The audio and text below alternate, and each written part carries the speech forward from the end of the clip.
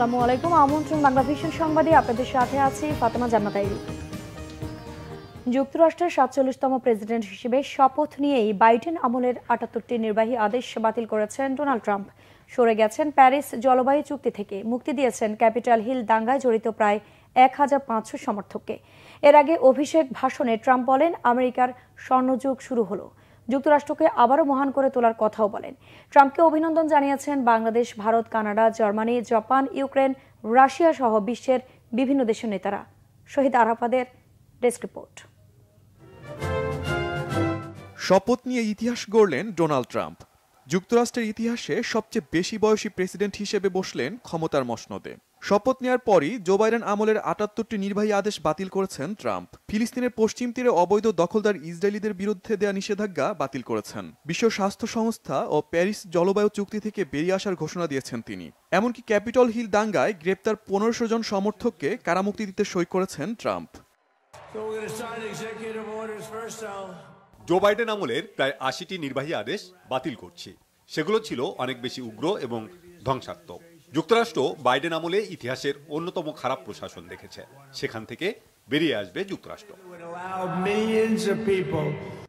এর আগে সোমবার ওয়াশিংটন ডিসির ক্যাপিটল ভবনে ডোনাল্ড ট্রাম্পের শপথ পাঠ করান যুক্তরাষ্ট্রের প্রধান বিচারপতি জন রবার্টস। এ সময় বিদায়ী প্রেসিডেন্ট জো বাইডেন, তার স্ত্রী জিল বাইডেন সহ গণ্যমান্য ব্যক্তিরা উপস্থিত ছিলেন। শপথের পর অভিষেক ভাষণে ট্রাম্প বলেন, যুক্তরাষ্ট্রের স্বর্ণযুগ শুরু হলো, আবারও আমেরিকাকে মহান করে তোলা হবে। আপনারা আমেরিকার স্বর্ণযুগের সূচনা দেখতে পাচ্ছেন। আমরা যুক্তরাষ্ট্রের স্বর্ণযুগ ফিরিয়ে আনতে প্রতিশ্রুতিবদ্ধ। খুব শীঘ্রই যুক্তরাষ্ট্রবাসী তাদের সেরা সময় পার করবে। ট্রাম্পকে স্বাগত জানিয়েছেন বিশ্ব নেতারা। বাংলাদেশের প্রধান উপদেষ্টা ডক্টর মোহাম্মদ ইউনুস ট্রাম্পকে অভিনন্দন বার্তা পাঠিয়ে বলেছেন, দুই দেশ সহযোগিতার নতুন পথ অন্বেষণে একসাথে কাজ করবে। এছাড়া ভারত, জার্মানি, যুক্তরাজ্য, কানাডা, ইউক্রেন, জাপান, ব্রাজিল সহ প্রভাবশালী দেশের নেতারা ট্রাম্পকে অভিনন্দন জানিয়েছেন। ইউক্রেন যুদ্ধ নিয়ে ট্রাম্প প্রশাসনের সঙ্গে আলোচনায় বসতে আগ্রহ প্রকাশ করেছেন রুশ প্রেসিডেন্ট ভ্লাদিমির পুতিন। দ্বিতীয় মেয়াদে ভিন্ন পরিস্থিতির মুখোমুখি ডোনাল্ড ট্রাম্প। বিশ্লেষকরা মনে করছেন, যুক্তরাষ্ট্রের অর্থনীতি অভিবাসনের পাশাপাশি বিশ্বের যুদ্ধবিগ্রহ নিয়ে কঠিন চ্যালেঞ্জ মোকাবেলা করতে হবে ট্রাম্প প্রশাসনকে। Shahid Arafat, Bangla vision news desk. উন্নয়ন ও সন্ত্রাস দমন সহ বিভিন্ন ইস্যুতে অন্তর্বর্তী সরকারের প্রতি যুক্তরাষ্ট্রের সমর্থন পুনর্ব্যক্ত করেছেন বাংলাদেশে মার্কিন দূতাবাসের নতুন charge d'Affaires Tracey and Jacobson. রাষ্ট্রীয় অতিথি ভবন যমুনায় সৌজন্য সাক্ষাতে প্রধান উপদেষ্টাকে এই আশ্বাস দেন তিনি। ডক্টর ইউনুস এ সময় আশা করেন, ফেব্রুয়ারির মধ্যে জুলাই ঘোষণার বিষয়ে রাজনৈতিক দলগুলো ঐক্যমতে পৌঁছাতে পারবে। এছাড়াও রাজনৈতিক দলগুলো সংস্কারের প্রস্তাবে সম্মত হলে সরকার জুলাই সনদ স্বাক্ষরে অনুরোধ জানাবে বলে জানান তিনি। মার্কিন চার্জ d'Affaires দেশের বেশ কয়েকজন সাংবাদিকের গ্রেফতার এবং ধর্মীয় সংখ্যালঘুদের বিরুদ্ধে কয়েকটি সহিংসতার প্রতিবেদন নিয়ে উদ্বেগ প্রকাশ করেন। এ সময় প্রধান উপদেষ্টা বলেন, সরকার দেশের সবার জন্য ন্যায় বিচার নিশ্চিত করতে প্রতিশ্রুতিবদ্ধ। এছাড়াও রোহিঙ্গা সংকটের সমাধান, সার্ককে পুনর্জীবিত করা সহ দ্বিপক্ষীয় বিভিন্ন ইস্যুতে আলোচনা হয় সৌজন্য সাক্ষাতে। ওয়ার্ল্ড ইকোনমিক ফোরামের সম্মেলনে অংশ নিতে সুইজারল্যান্ডে গেছেন প্রধান উপদেষ্টা ডক্টর মোহাম্মদ ইউনুস। রাতে সুইজারল্যান্ডের উদ্দেশ্যে ঢাকা ছাড়েন তিনি। সফরে জার্মানির চ্যান্সেলর, ফিনল্যান্ডের প্রেসিডেন্ট, বেলজিয়ামের রাজা, থাইল্যান্ডের প্রধানমন্ত্রী সহ বেশ কয়েকটি দেশের রাষ্ট্র ও সরকার প্রধানদের সাথে দ্বিপক্ষীয় বৈঠকে অংশ নেবেন প্রধান উপদেষ্টা। এছাড়া প্রথমবারের মতো ওয়ার্ল্ড ইকোনমিক ফোরামের আয়োজনে আলাদাভাবে বাংলাদেশ বিষয়ক ডায়ালগ হবে। সেখানে বিভিন্ন দেশের বিনিয়োগকারীদের বাংলাদেশে বিনিয়োগের আহ্বান জানাবেন প্রধান উপদেষ্টা। এছাড়াও WTO, মেটা, অ্যামনেস্টি ইন্টারন্যাশনাল সহ কয়েকটি সংস্থার সাথেও তার বৈঠক হবে। 4 দিনের সফর শেষে আগামী 25 জানুয়ারি দেশে ফেরার কথা রয়েছে প্রধান উপদেষ্টার। রাজনৈতিক বন্দোবস্ত করতে না পারলে আগামীতেও দেশে স্বৈরাচার তৈরি হতে পারে, তাই সংস্কার না করে নির্বাচন দেওয়ার চেষ্টা হলে ছাত্র জনতা তা রুখে দেবে।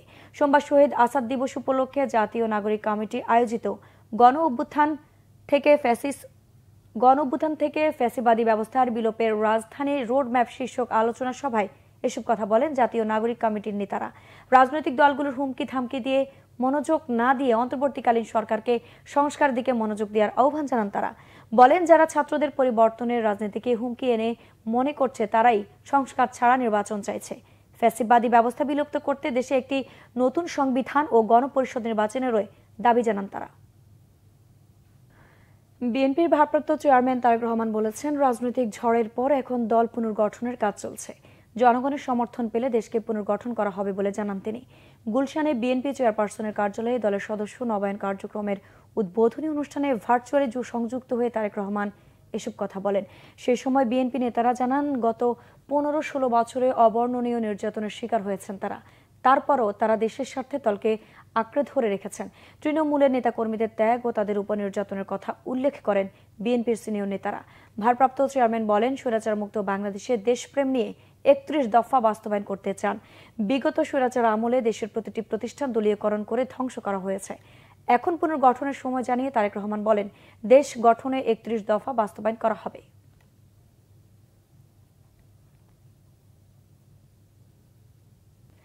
ফ্যাসিস্ট গণহত্যাকারী খুনি হাসিনাকে দেশে এনে বিচার নিশ্চিতের আহ্বান জানিয়েছেন বিএনপি নেতা ইঞ্জিনিয়ার ইশরাক হোসেন। শহীদ রাষ্ট্রপতি জিয়াউর রহমানের জন্মবার্ষিকী উপলক্ষে সোমবার রাতে চুয়াডাঙ্গার নাটুদাহ মাধ্যমিক বিদ্যালয় মাঠে অসহায়দের মাঝে শীতবস্ত্র বিতরণ অনুষ্ঠানে তিনি একথা বলেন। বিএনপি চেয়ারপারসন বেগম খালেদা জিয়ার সুস্থতার জন্য দেশবাসীর কাছে দোয়া চান ইশরাক হোসেন। বলেন, আওয়ামী লীগ দেশে নির্বিচারে হত্যাযজ্ঞ চালিয়েছে, বিএনপি নেতাকর্মীদের গুম করেছে, এসব অন্যায়ের বিচার হতে হবে। অনুষ্ঠানে প্রধান অতিথি ছিলেন বিএনপি জাতীয় নির্বাহী কমিটির প্রান্তিক জনশক্তি উন্নয়ন বিষয়ক সহ সম্পাদক অপর্ণা রায় দাস। দেশনেত্রী বেগম খালেদা জিয়া অত্যন্ত অসুস্থ হয়ে বিদেশে চিকিৎসাধীন অবস্থায় যেতে পেরেছেন। এই খুনি ফ্যাসিস্ট হাসিনার পতনের পর ওনার চিকিৎসার ব্যবস্থা হয়েছে। আপনারা ওনার জন্য দোয়া করবেন যাতে উনি সুস্থ হয়ে বাংলাদেশে ফেরত এসে আমাদেরকে আবার নেতৃত্ব দিতে পারে। আর এই ফ্যাসিস্ট খুনি হাসিনা, এই গণহত্যাকারীকে যাতে আমরা বাংলাদেশের মাটিতে এনে তার বিচার। দর্শক, ছিল এখনকার মতো। পরের সংবাদ 12টায় দেখার আমন্ত্রণ রইল। এছাড়া বাংলা ভিশন সংবাদ ও সংবাদ সংশ্লিষ্ট অনুষ্ঠান দেখতে ভিজিট করুন www.bbnews24.com ও facebook.com/বাংলাভিশননিউজে এবং সাবস্ক্রাইব করুন youtube.com/বাংলাভিশননিউজ। ধন্যবাদ।